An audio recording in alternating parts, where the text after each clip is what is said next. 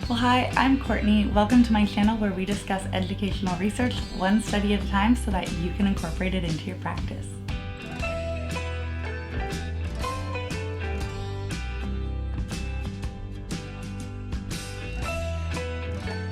Today, instead of a good old-fashioned research video, we are going to be talking about setting up your classroom and specifically how much it costs to do that, because I've been starting to follow some teachers on Instagram, and I'm noticing that depending on where you are in the world, depending on where you are in your own district and what school you have, things can be very different in terms of what's expected of you for setting up your classroom, and then individual preferences vary too. So are you the person who wants to deck out your class fully, or are you somebody who's going to use the resources that are provided and then make do with the rest? This all started because I was following an account on Instagram. Let me look it up real quick. Hey Kindergarten from Instagram. And she was setting up her classroom and the walls were painted a not welcoming color, which fine, I understand, like you get what you get when it's classroom walls. So she was painting over it herself, which I thought, okay, that's a lot of work and a lot of money to buy paint. As someone who just finished painting 2 rooms in my house, it's a lot. But then she made a comment about how she wasn't sure what she was going to do with her ceiling tiles, and every ceiling tile was a different painting on it, like a different picture, and it was up to her to figure that out. It seems like she's just supposed to keep it that way, or she was thinking of maybe fundraising money to get rid of them, but I just thought, how is that your problem and why would you have to pay for that? So that got me thinking, like, what do we all pay for and how much does it actually cost? What are things that we are required to buy? What are things that we are not required to buy? So I'm going to share my personal experience with you today, and I would encourage you to do the same in the comments, and then also hop on over to Instagram and share some photos with me so that I can see what were you spending your money on, what weren't you willing to spend your money on, and we can start to see what's normal for people and what's not normal for people. I'm from Canada, and where I work, we do get a lot provided for us, but there's still a lot that we buy for ourselves. And there's also a consumerist thread, I think, that goes through the teaching profession, at least in North America, where companies know that you need to buy stuff or that you want to buy stuff, and it's very well marketed. So even the Dollar Tree has a whole aisle for teachers. So they know that we're going to buy stuff for our classrooms, and they've got stuff ready for us. And then you throw in Amazon. We used to have a store called Scholar's Choice, which was the teacher store, but it was pricier. And then, you know, it's not long before your paycheck is completely gone and your classroom's looking beautiful. Pinterest is also there, so that we all have classroom envy. And I know a lot of stuff that we buy isn't necessarily mandatory, but I also know as teachers, we all just want to do our job. We want to have a place that's inviting for our students, and a lot of us are just willing to pay what we need to pay to get to that point. So I'll share today with you what that looked like for me. A bit of a background story. The stuff that I'm sharing is stuff that I purchased basically to set up my room and hopefully not have to re-buy this stuff every year. I had taught a grade 2-3 split when I first started teaching, and that room came with a ton of stuff. The person before me left most of her stuff and said, you can just use what you need to use. So I bought a few things here and there, but nothing major. And my students were old enough, I didn't feel like they needed bins for their shoes and all of that stuff. Then I was supposed to teach kindergarten. It was pretty modest that year because, again, there was a lot of stuff in my room, but I still spent over $100 on things just to fill in gaps. And then 4 days in, I got moved to grade 8. And so I thought, I'm not buying more stuff. I'm maxed out. All this stuff I bought is gone to, I just left it for the next teacher. What am I going to do with it? It's like 4 bins for this, 3 bins for that, not worth it. And the grade 8 room had a ton of storage. So I just left it at that and finished the year. And then last year I was teaching kindergarten. So I bought everything I needed to make the classroom work and look and feel the way that I wanted it to feel. We were coming out of the first big year of COVID that I thankfully was on maternity leave for, and we were going into sort of a mishmash year where we didn't know what things would look like. So there were going to be times, most likely, that we were going to be on remote. most likely times that kids were going to be here, there, and everywhere, and some kids quarantining and not. So I just wanted to have a really inviting, calm space for everybody and for myself. And I wanted it to function in a way that if we needed to hightail it out of there one day, it was gonna be fine. So you'll notice that a lot of the stuff that I purchased is organizational items just to keep everything together and safe because it was kindergarten. Okay, so the first thing that I'm gonna show you is these flat storage bins. They have snappy lids. These snaps come off pretty easily, but in kindergarten, because it's play-based, my students learned how to snap them back on and fix them. So these were useful because they hold more than an 8.5 by 11 sheet of paper, and they were just very handy to organize things like puzzles or writing materials or whatever I needed. So I had 8 of those. They were $4 each, which came to $32. And then, not to be left out, there were these skinny versions of those flat bins, and I loved these. I used these so much for morning bins, whatever you want to call them, when it was cold outside or raining, or somebody was popping by for a quick impromptu chat and I needed something for the students to do that was productive and useful and just have them stay still for a few minutes while still keeping their brains moving. I would put materials in these. And so again, they snap, they don't take up a lot of space in the cupboard, and they don't take up a lot of space on desks, which I really liked. So this one just has red tags, which were free, and clothespins, which I'm sure I purchased at some point, but not specific for this. And kids could, you know, pinch little things, make games, whatever they wanted to do with that. I had 10 of those at $4 each. This next item just reminds me of a 90s primary classroom. The famous, iconic white wash basin. So these were important for me because I was given in my classroom almost like a cube unit, basically a cube unit, but it fit these perfectly. And I wasn't in a position where a cube unit without bins was going to be useful for me. I needed to be able to put stuff in the cube unit and pull it out really easily. So I had purchased 12 of these because there were 12 spots in the cube unit, and I used it for my literacy centers and other literacy materials. So I could fit like a class set of mini chalkboards in there. I could fit all of their writing materials, and again, it holds 8.5 by 11, so I could throw in recording sheets and stuff like that too, and then just pop them out. So these were handy, and they also just made the cube unit look very clean and uniform. So I had them all in white, and they were useful.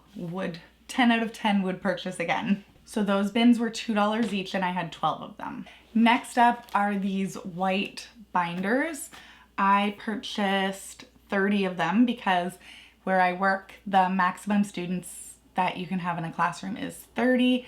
I didn't quite have that number this year, but at any time a student could be added to your room. So I wanted to have a class set, and I used them for student portfolios. So 30 of these at $1.25 each. Also, to go along with these, I purchased a pack of page protectors for each kid. So that's 30 page protector packages at $1.25 each as well. Next up, we have these toy boxes, is what I use them for. I was given a lot of toys, which I was very thankful for. The room that I was in came with them, and they were on open shelving, like low open shelving that the kids could access, which was wonderful. It's just, we had a lot of things like blocks and Legos and stuff like that that you can't just set on a shelf. So I would put them in these bins, and they worked. Now I will say the handles on this, like, they're super cheap.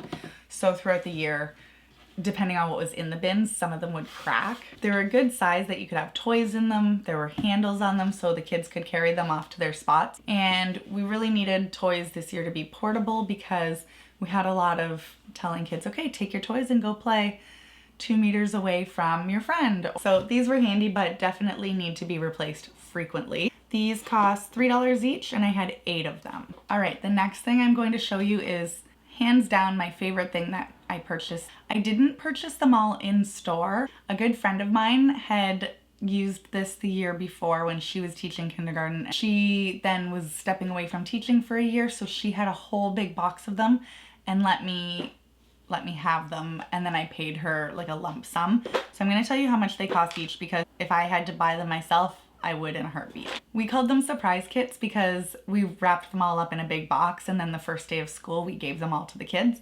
So for the whole year we called them surprise kits, but really what they are is a loose parts kit. They're in the hardware section at the Dollar Tree, and I saw similar ones at a different dollar store. And I don't know if you can see inside, but it's kind of like a jewelry box or a tackle box, or if you did bead art in the 90s, all of those little separated pieces are in there. And then I just put random materials, the same random materials for each kid in various sections. And so this was super helpful because kids could sit down at their table and just play and have something that was their own, that no one was going to try and ask to share. Built fine motor again. We had clothespins and they could pick stuff up. It built imagination because they could play. Some kids would play like seashell family and however they wanted to do that.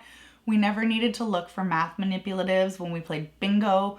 They had like their counters are in here, 2 dice in here, and all that kind of stuff. So these were hands down my favorite. And they were, again, I wanted a class set, so 30 of them for $1.25.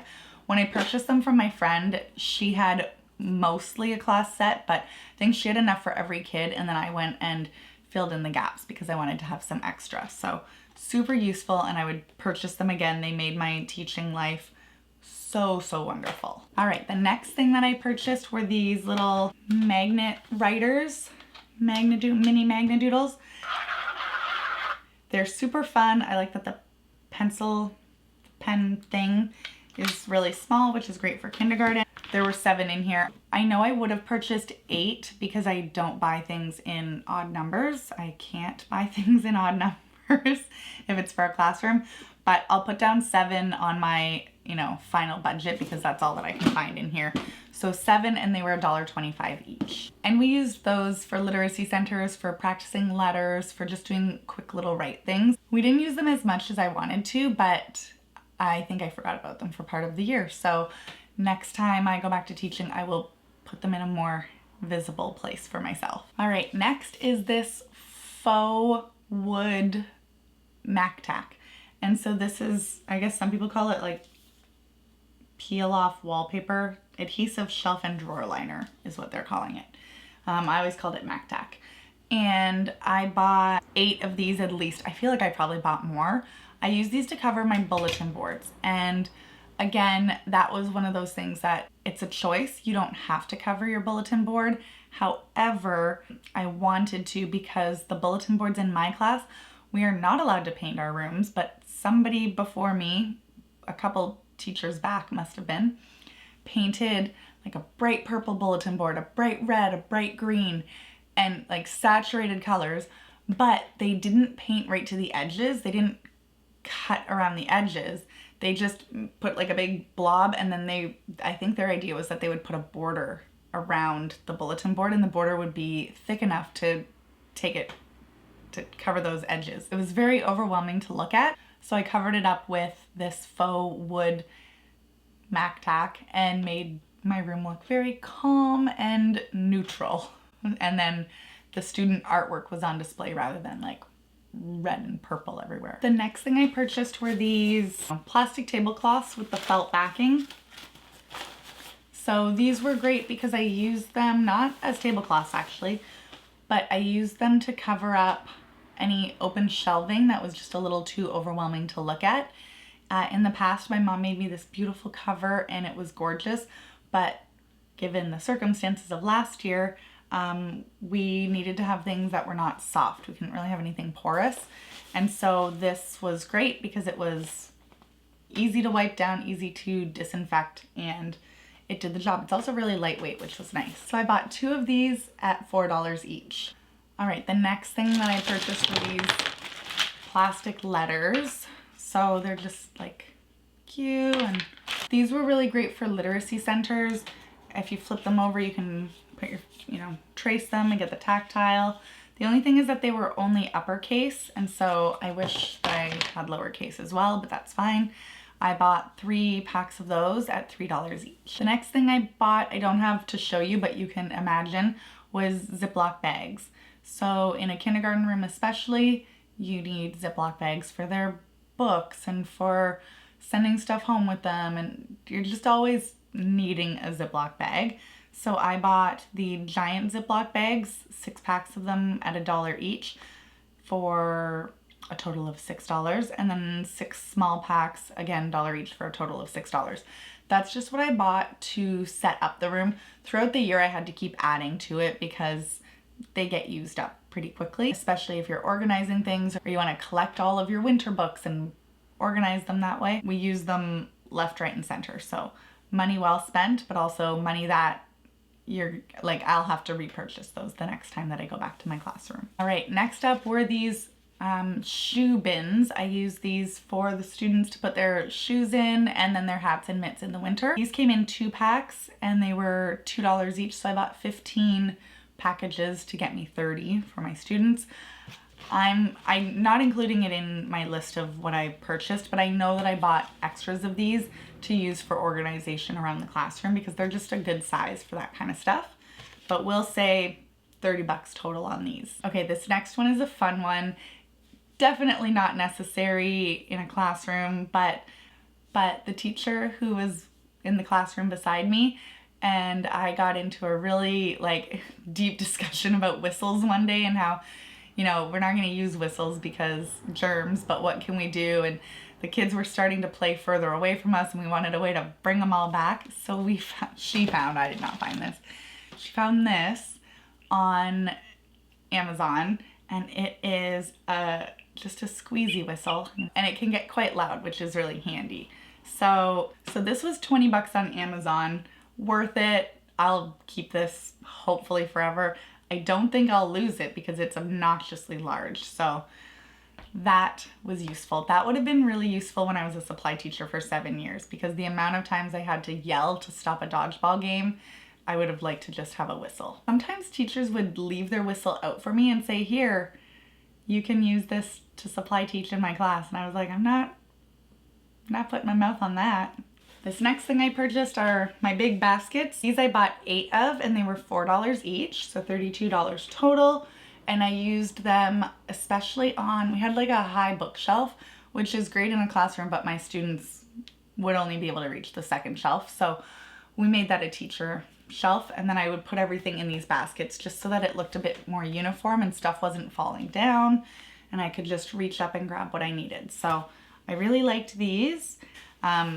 But they are, you know, the pricier of the dollar store baskets at $4 a piece. I also don't have it here to show you because I think it's got to be packed away someplace, but I bought small, like my nice baskets, I call them. So they're similar to this, only a lot stronger and in nicer colors and not so flimsy.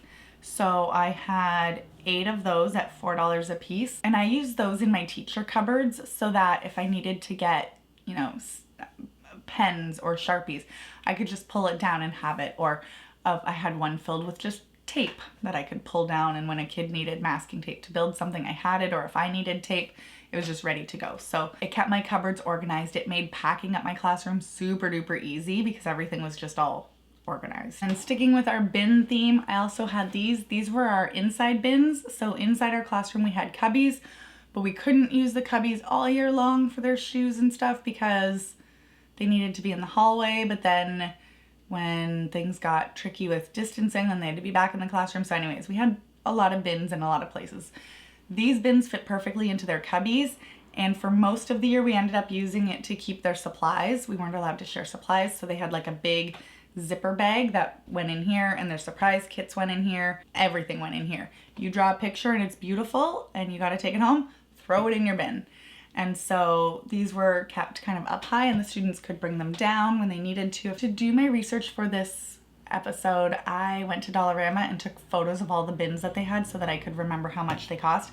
These I couldn't find there though, so I'm going to be very modest and say that they were $1. I have a feeling that they were not $1. I have a feeling that they cost more than that, but we'll say $1, and I bought 30 of them. The next thing I purchased were brooms, dustpans, and like the little brooms for my classroom. Again, this is not something that we need to purchase. However, I've never been in a classroom where a broom wasn't handy. So useful for picking up goldfish crackers, and I like to get the small ones so that students can eventually learn to sweep up after themselves when they make a mess. So I put down $10 for broom and broom accessories, because at the dollar store you have to buy the broom head separate from the broomstick, separate from the dustpan. So I said $10. It was probably more like $20 when it was all said and done, because I bought the little tiny sweepers too, but we'll say $10 just to be fair. Another thing I bought that wasn't needed but definitely made my life easier was laminating sheets. I got them off Amazon, a big pack for $20. Again, I could send my stuff to, the way our school does it is, if you have laminating, you attach a note and you put it into this laminating bag that goes to the central office. They laminate it in those big sheets and then you cut it all out. If I'm just laminating 8.5 by 11s anyways, I'd rather just do it in class on my prep time, and then I don't have to cut anything out either. They're all just ready to go. Next was off-brand Sharpies from Amazon. I got a pack of them. They were nice and little. I like to do art with them, and I like to have a class set on hand. So those were $13. And then finally, the last thing that I purchased was a big giant pack of white cardstock. Our school does have cardstock, but it's really big pieces and it's not white. It's that yellowy pale color, but for doing really nice art projects with the Sharpies and watercolors and all of that, I just like to have nice crisp white cardstock on hand. So a pack of that was $30. All right, so now I'm going to tell you the total of what I spent, and then we'll talk about things that I chose not to buy and things that I didn't need to buy. When I added it all up, I got $474 and change. We also have a 13% sales tax where I live, so it came to $536 and change, which sounds like a lot. It felt like a lot when I was constantly handing over my credit card at the dollar store.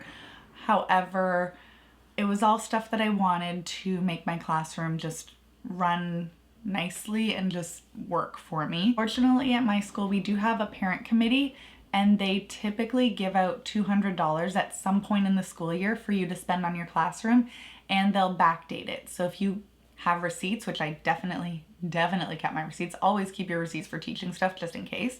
But I kept my receipts, and so I was able to get $200 back. So it's not a given. We hope and pray every year that our parent committee will give us the $200 or whatever amount they're able to. It's not a guarantee though, because they might have other things that they need to spend the money on. But as it turned out last year, they were able to fund some of that for our classrooms, which is really nice. There are other things that I bought that I didn't include in this. So things like at Christmas time, the kids usually get a little gift. Easter, the end of the year, little gifts. I didn't include any of that, but it does add up when you're buying, little trinkets and things for your class, especially if you have 30 students in a classroom. I had 26 students. So if you're buying something from the dollar store and it's $1 each, there's, it adds up over time. Things that I did not need to buy this year were craft supplies. I was very lucky that my grandma and my mom and other people have given me craft supplies over the years, and so I have a big stash of craft supplies, like really nice stuff too, like wooden things and all that. So I didn't need to buy any of that. I didn't need to buy books. Every classroom I've ever gone into, the teachers always left and been like, keep the books, I'm not taking them with me. Plus, before I was a teacher, when you're like in teachers college and you're like, I need to buy all the books right now for my hypothetical class that I don't have, I did stuff like that. So I have more books than I need. I didn't need to buy any standard school supplies, so pencils, erasers, markers, crayons.